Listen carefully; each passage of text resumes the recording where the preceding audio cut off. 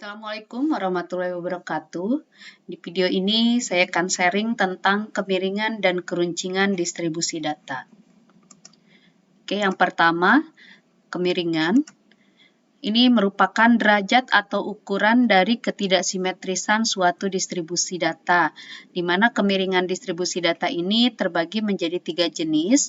Yang pertama, bentuknya simetris, di mana simetris ini menunjukkan distribusi datanya, di mana nilai rata-rata hitung, nilai median, dan nilai modusnya berkisar pada satu titik atau bahkan bisa jadi berhimpit, sama persis gitu ya. Nilai rata-rata hitungnya, mediannya, dan modusnya sama persis, atau kalaupun berbeda, bedanya sedikit gitu ya. Kemudian yang kedua, ada distribusi datanya miring ke kanan, di mana distribusi bentuk ini mempunyai nilai modus paling kecil dan rata-rata hitungnya memiliki nilai yang paling besar. Kemudian yang ketiga, distribusi datanya itu miring ke kiri, ditunjukkan dengan nilai modus paling besar dan rata-rata hitungnya paling kecil. Jadi kebalikan dari miring ke kanan ya. Berikut ini grafiknya. Yang pertama, bentuknya simetris. Jadi seperti ini ya. Nilai modus, median, dan rata-rata hitungnya berada di titik yang sama. Atau kalaupun berbeda, bedanya sedikit banget gitu ya. Ya, ini diibaratkan ini nilai X atau nilai datanya dan ini frekuensinya. Ini grafik seperti ini adalah grafik yang bentuknya simetris gitu ya. Nilai modus, nilai median, dan nilai rata-rata hitungnya itu berhimpitan atau berkisar di satu titik. Yang kedua, ada distribusi data berbentuk miring ke kanan atau biasa juga disebut dengan kemiringan positif. Ya, yang tadi di mana nilai modusnya itu paling kecil dan nilai rata-rata hitungnya paling besar. Kemudian distribusi data berbentuk miring ke kiri atau kemiringan biasa disebut dengan kemiringan negatif itu ditandai dengan nilai rata-rata hitungnya paling kecil, sedangkan nilai modusnya itu paling besar dibandingkan nilai rata-rata hitung dan median. Ini ya, 3 jenis distribusi kemiringan. Oke, untuk menghitung derajat kemiringan distribusi data, ada beberapa rumus yang bisa digunakan. Yang pertama ada rumus Pearson. Mana rumus Pearson ini, derajat kemiringan sama dengan rata-rata hitung dikurangi nilai modus dibagi standar deviasi atau simpangan baku. Atau bisa juga menggunakan rumus median. Jadi kalau tidak memiliki nilai modus, bisa gunakan nilai median. Hanya kalau nilai median, rumusnya adalah 3 dikali rata-rata hitung dikurangi median dibagi nilai standar deviasi atau simpangan bakunya. Oke ya. Jika nilai derajat kemiringannya 0 atau mendekati 0, maka distribusi datanya adalah simetris. Tapi jika nilai derajat kemiringannya bernilai negatif, maka distribusi datanya itu adalah bentuk miring ke kiri. Sebaliknya, jika nilai derajat kemiringannya bernilai positif, maka distribusi datanya itu miring ke kanan. Jadi semakin besar nilai derajat kemiringan, maka distribusinya semakin tidak simetris atau semakin miring. Jadi misalkan semakin besar nilainya tapi semakin bernilai negatif, tapi negatifnya besar berarti dia semakin miring ke kiri. Begitu juga sebaliknya, kalau nilainya besar dan nilainya positif, berarti dia semakin bentuknya itu semakin miring ke kanan. Itu ya. Ini yang pertama ada rumus Pearson. Seperti biasa, kita langsung ke contoh kasus. Misalkan di sini, tentukan kemiringan distribusi data menggunakan rumus Pearson pada data berikut ini. Ini ya, ada data 33, 37, 40, 40, 52, dan seterusnya. Oke, yang pertama di dalam rumus Pearson kita harus mengetahui dulu nilai rata-rata hitungnya. Di mana rata-rata hitung bisa dicari menggunakan rumus sigma X atau sigma penjumlahan datanya dibagi jumlah data. N gitu ya. Dan rata-rata hitung ini sudah ada juga, sudah saya jelaskan di video saya sebelumnya. Di sini nilai data pertama 33 ditambah 37 ditambah 40 dan seterusnya dapat nilai 539 dibagi jumlah datanya 10 sehingga saya dapatkan di sini rata-rata hitungnya 53,9. Oke, berikutnya saya mau menggunakan rumus modus. Di sini modus adalah nilai yang paling banyak muncul, yang frekuensinya paling besar, dan di sini nilainya adalah 52. Ya, karena yang lain kan 1, 40 ada 2, 52 ada 3, berarti modusnya adalah 52. Oke, selanjutnya mencari nilai standar deviasi atau simpangan bakunya. Ini juga rumus ini, penjelasan tentang standar deviasi juga sudah saya sharing di video saya sebelumnya. Oke, ini rumusnya ya. Jadi standar deviasi adalah akar dari variansi. Ini rumusnya, atau bisa juga disingkat dengan rumus ini. Oke, di sini karena ada sigma X kuadrat, maka di sini untuk memudahkan gitu ya, biar nggak hitung satu-satu, ini kan panjang kayak gini ya.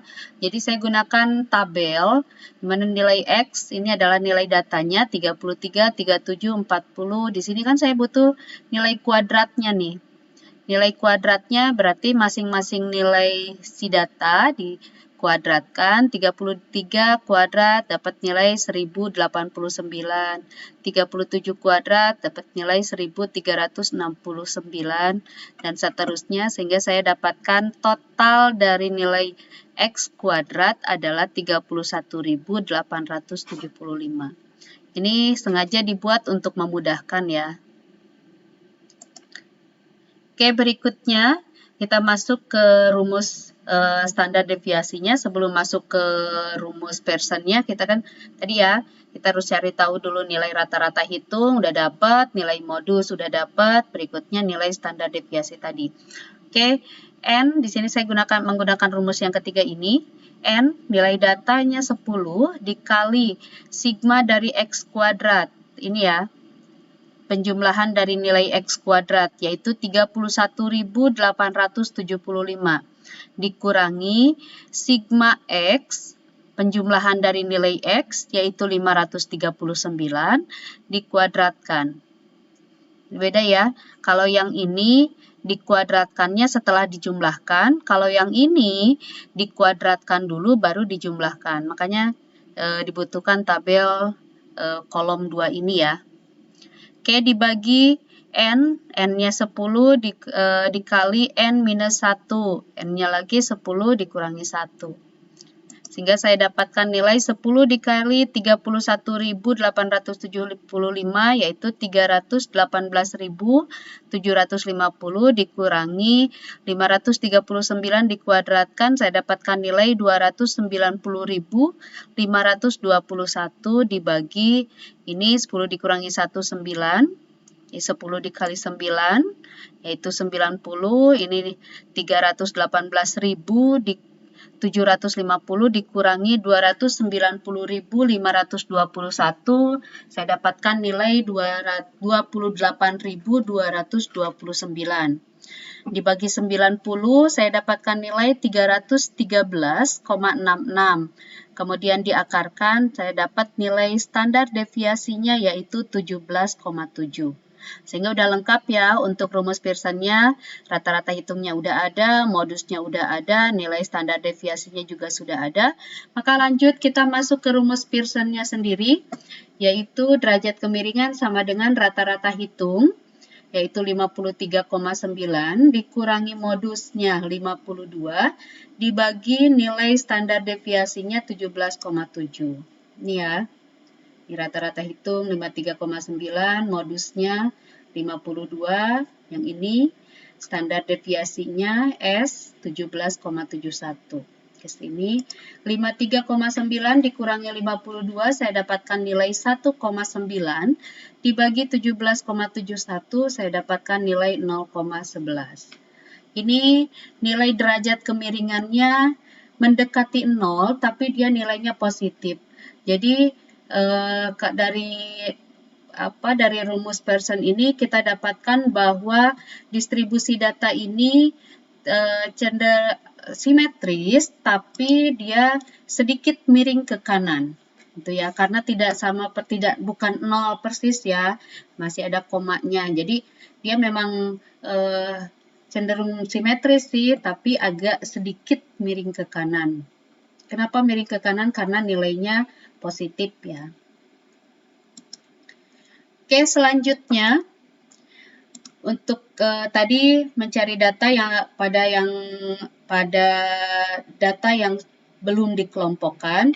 Berikutnya kita akan mencoba mencari derajat kemiringan pada data yang sudah dikelompokkan masih menggunakan rumus Pearson. Di sini saya memiliki data terdiri dari 5 kelas dengan bentuk ini ya. Saya sudah lengkapi titik tengahnya. Seperti biasa, jika titik tengahnya belum ada, berarti silakan dicari nilai titik tengahnya, yaitu setengah dikali BBK ditambah BAK. Oke, karena kita membutuhkan rata-rata hitung, jadi rumus baik yang dikelompokkan atau yang belum dikelompokkan, untuk rumus Pearson ini derajat kemiringannya sama ya. Jadi kita pertama membutuhkan nilai rata-rata hitung. Ini untuk data yang sudah dikelompokkan. Berarti saya butuh nilai F dikali XI. Dan seterusnya, ini udah saya jelaskan juga ya di video saya sebelumnya. Sengaja saya menggunakan contoh angka-angka yang sama di hampir semua video gitu ya. Untuk data yang belum dikelompokkan, saya gunakan nilai-nilai yang sama. Begitu juga yang data yang sudah dikelompokkan. Itu memudahkan saya juga dalam pembuatan slide ini juga, dan saya harapkan pada saat kalian lupa, kalian bisa lihat lagi, cek lagi video saya sebelumnya. Jadi tinggal dicocokkan aja gitu ya. Oke, di sini untuk rata-rata hitung pada distribusi data yang sudah dikelompokkan, ada sigma FI dikali XI per sigma F.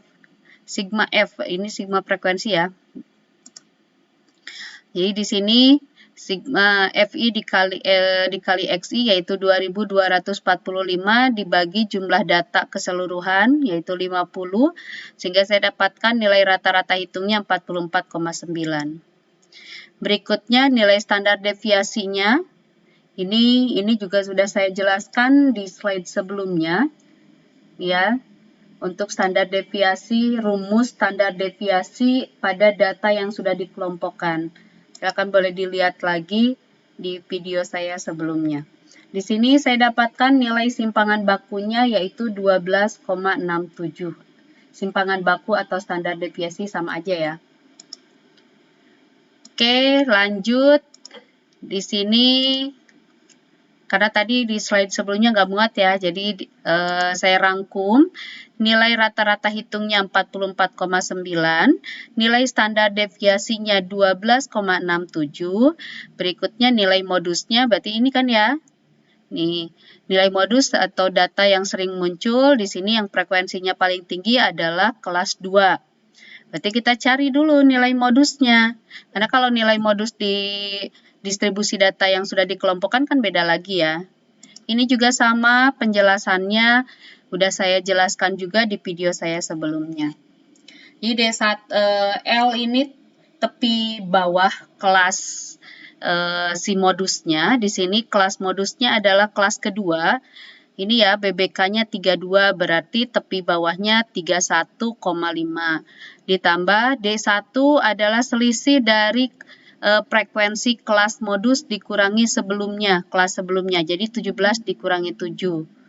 Ini D1 lagi sama, ditambah D2. Kalau D2 kebalikannya, frekuensi kelas modus dikurangi kelas sesudahnya, frekuensi kelas sesudahnya, jadi dikurangi 9. Dikali 10, 10 ini adalah C, yaitu interval kelas.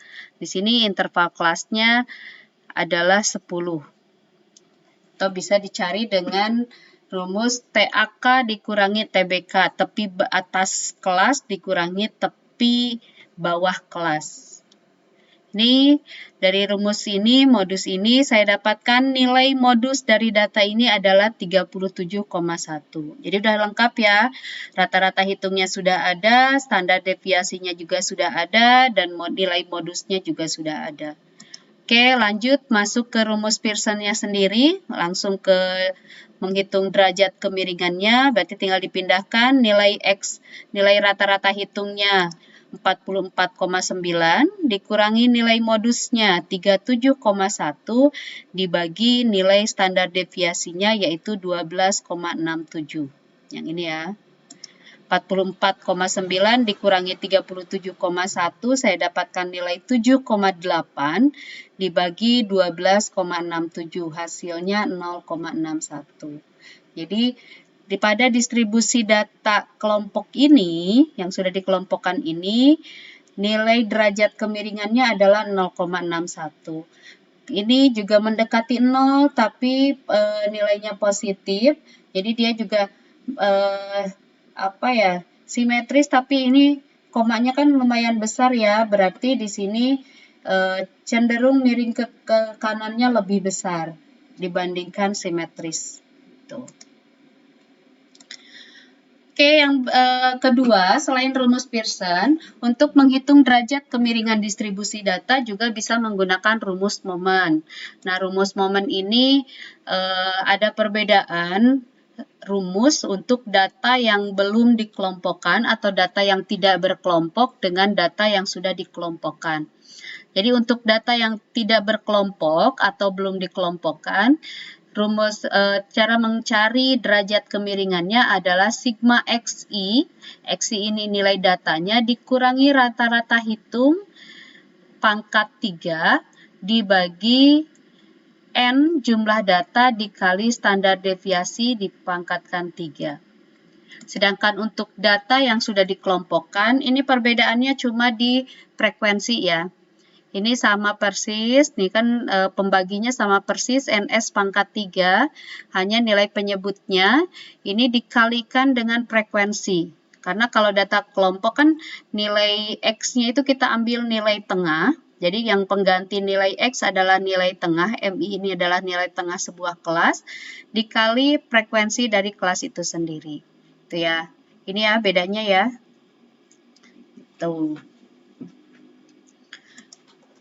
Oke, untuk rumus momen ini, jika nilai derajat kemiringannya bernilai 0, maka distribusi datanya simetris. Sama ya, tadi dengan rumus Pearson, jika 0 atau mendekati 0, simetris. Ini juga sama, jika kurang dari 0 berarti negatif, distribusi datanya miring ke kiri.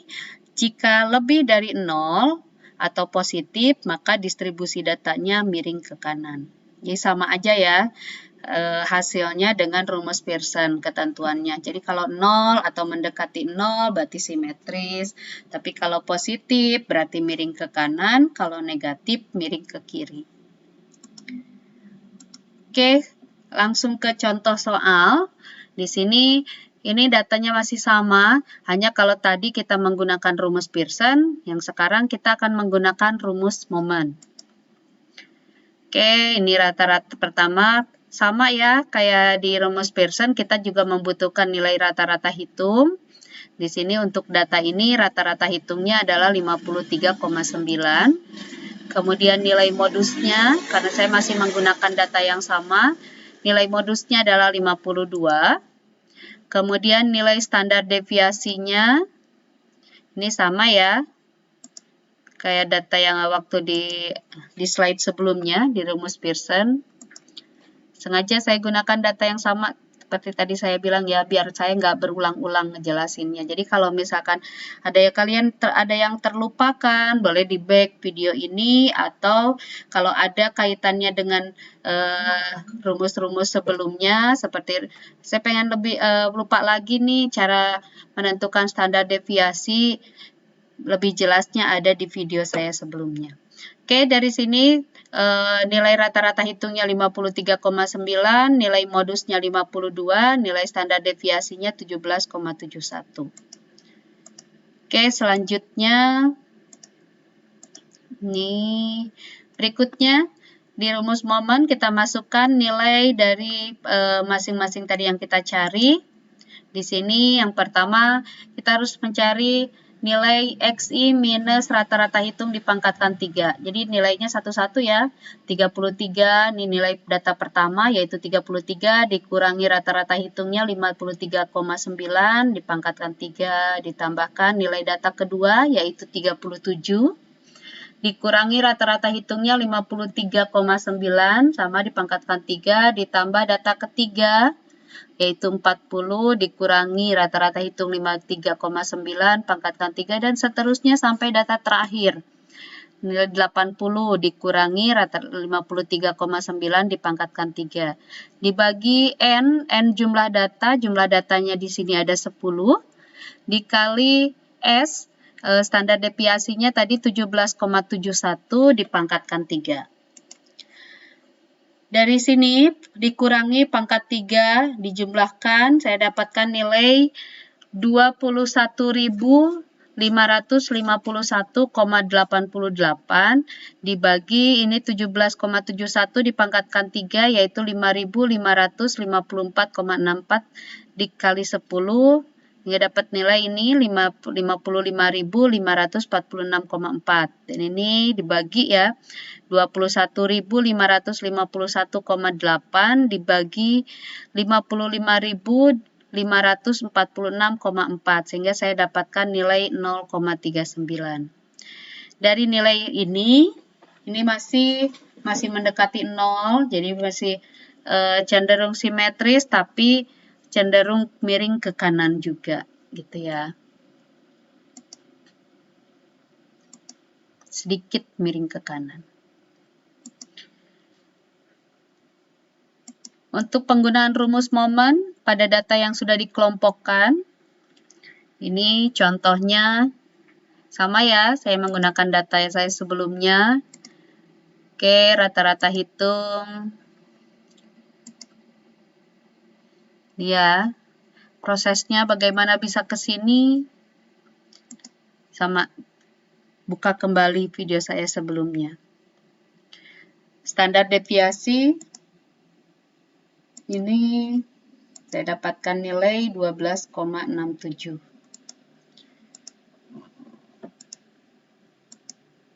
Ini ya, rata-rata hitungnya 44,9, standar deviasinya 12,67. Berikutnya langsung masuk ke rumus momennya sendiri. Tadi bedanya dikalikan frekuensi ya. Dan nilai X-nya kalau tadi nilai data sekarang diganti dengan nilai titik tengah. Jadi titik tengah ini simbolnya itu kadang XI, kadang MI. Tapi biasanya sih kalau X itu cenderung ke nilai data, tapi jadi saya ganti aja M ya, biar nggak pusing. Biar sama dengan rumusnya.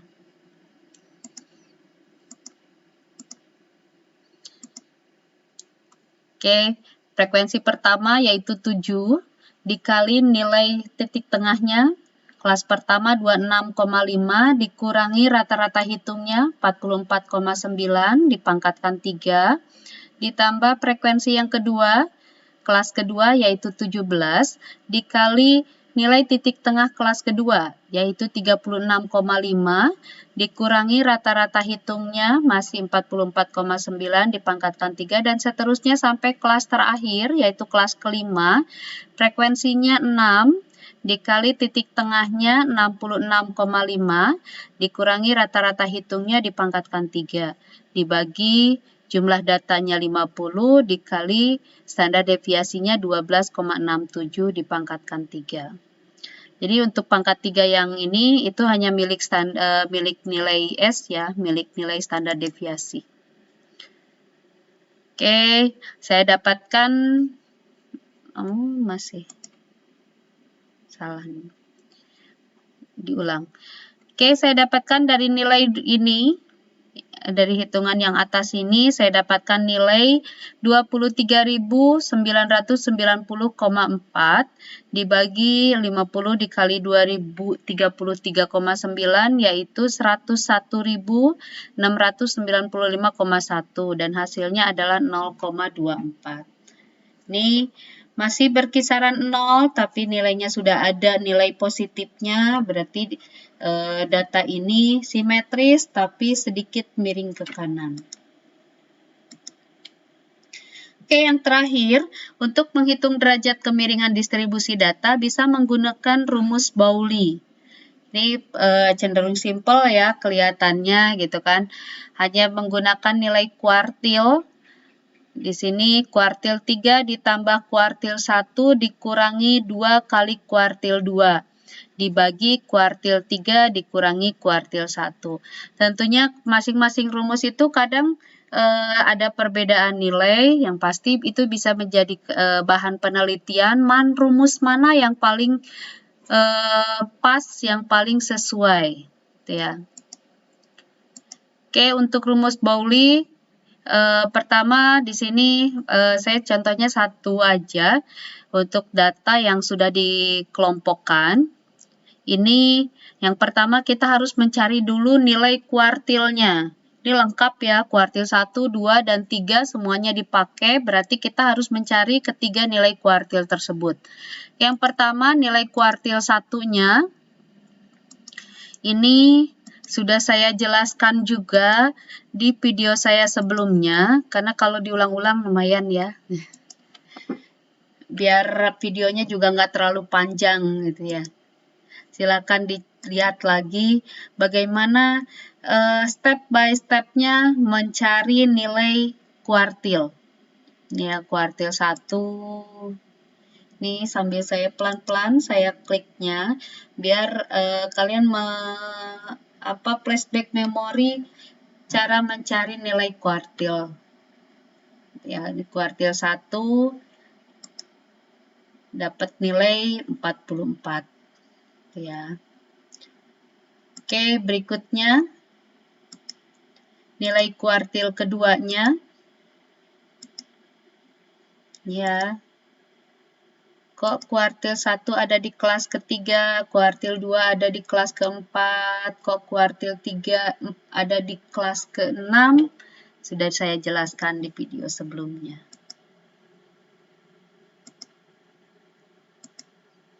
Oke, nilai kuartil 2 adalah 55,7.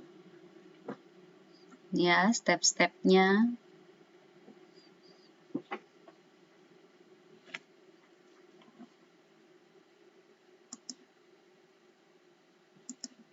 Oke, yang terakhir nilai kuartil 3.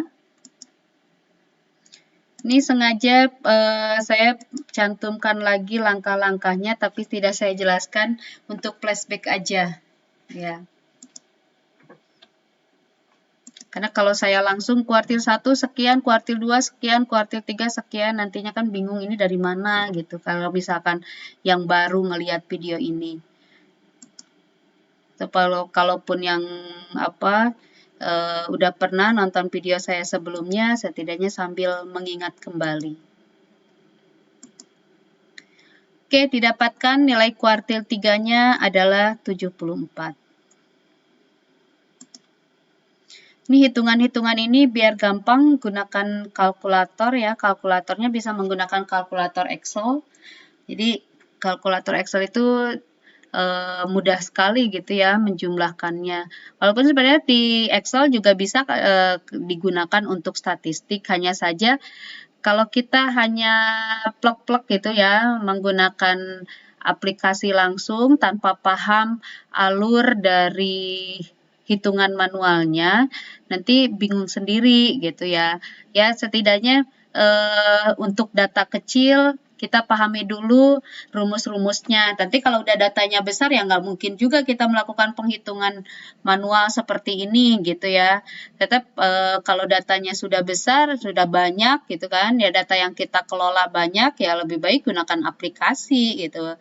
Bisa menggunakan Excel, bisa menggunakan SPSS dan juga yang lainnya. Banyak ya aplikasi untuk statistik ini.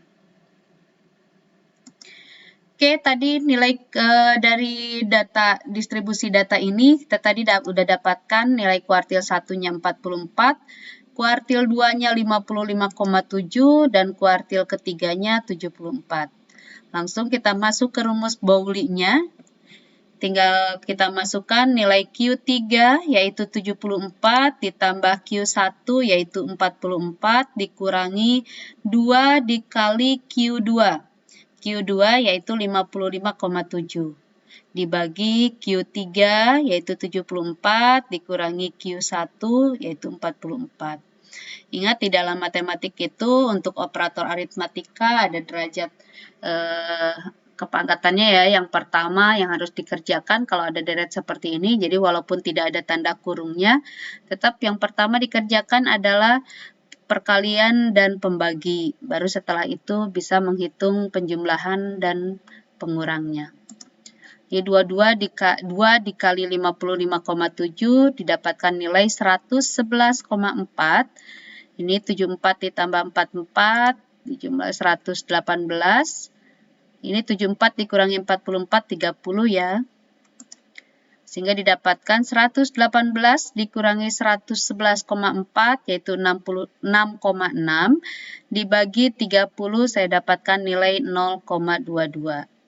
Masih di sini datanya karena memang kalau dilihat dari frekuensinya juga ini menyebar ya.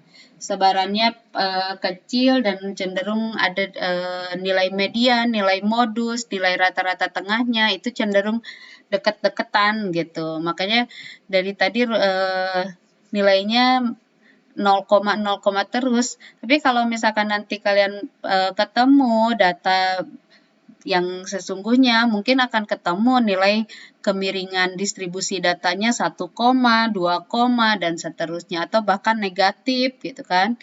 Itu di sini kebetulan aja memang frekuensinya di sini lebih lebih simetris gitu. Oke, 0,22 namanya ya mendekati 0. Jadi dia cenderung simetris tapi agak miring ke kanan juga. Oke, setelah kemiringan berikutnya ada keruncingan. Keruncingan atau kurtosis atau lambangnya ini seperti ini ya.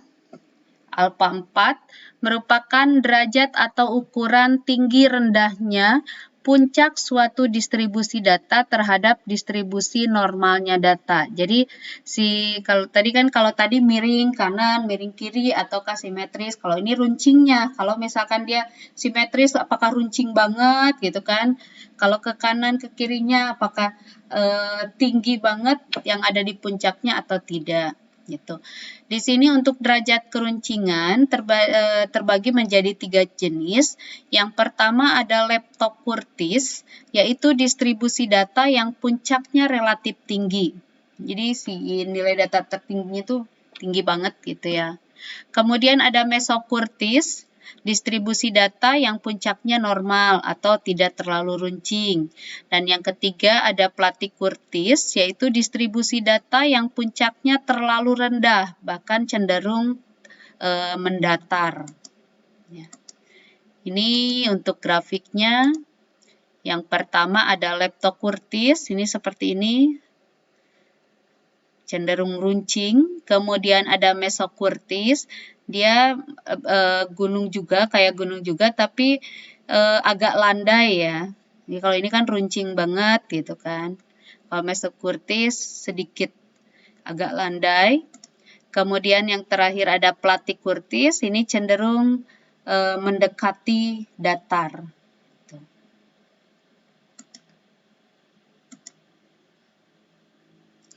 Oke, untuk menghitung derajat keruncingan distribusi data itu ada 2 bentuk. Yang pertama untuk data yang tidak dikelompokkan atau tidak berkelompok atau belum dikelompokkan, bisa menggunakan rumus derajat keruncingan sama dengan sigma dari nilai data dikurangi rata-rata hitung dipangkatkan 4 dibagi jumlah data dikali standar deviasi pangkat 4. Ini mirip dengan rumus momen ya. Bedanya kalau rumus momen pangkat 3, kalau di derajat keruncingan menggunakan pangkat 4. Begitu juga dengan data yang sudah dikelompokkan atau data berkelompok. Ini juga mirip dengan rumus momen, cuma bedanya pangkatnya. Rumus di kemiringan pangkat 3, kalau di keruncingan pangkat 4. Jika nilai derajat keruncingannya adalah 3, maka keruncingan distribusi datanya ini masuk ke jenis Mesokuritis. Tapi jika nilai derajat keruncingannya kurang dari 3, maka dia masuk ke jenis keruncingan datanya tuh tajam, cenderung tinggi, yaitu Leptokurtis. Tapi kalau nilai derajat keruncingannya kurang dari 3, berarti dia cenderung mendatar, masuk ke kelompok jenis Platykurtis. Oke, untuk keruncingan data ini saya tidak memberikan contoh karena rumusnya persis dengan kemiringan derajat kemiringan rumus momen. Jadi bedanya cuma pangkatnya aja gitu ya. Kalau momen di kemiringan pangkat 3, di keruncingan pangkat 4. Jadi saya rasa untuk alurnya silakan dilihat aja di kemiringan rumus momen pada kemiringan distribusi data. Oke, untuk video ini saya cukupkan sekian. Mudah-mudahan apa yang saya sharingkan bisa bermanfaat, membantu yang sedang memahami tentang kemiringan dan keruncingan distribusi data, memahami materi ini.